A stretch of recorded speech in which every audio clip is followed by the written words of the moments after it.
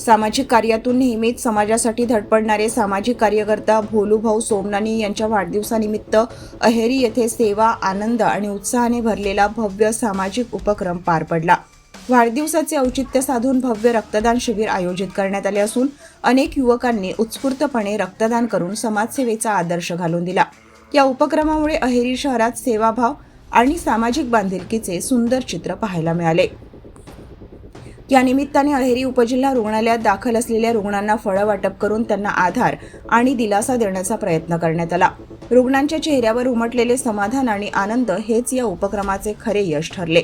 वाढदिवस साजरा करण्याची ही आगळीवेगळी आणि समाज उपयोगी पद्धत पाहून उपस्थितांनी भोलूभाऊ सोमनानी यांच्या कार्याचे मनापासून कौतुक केले।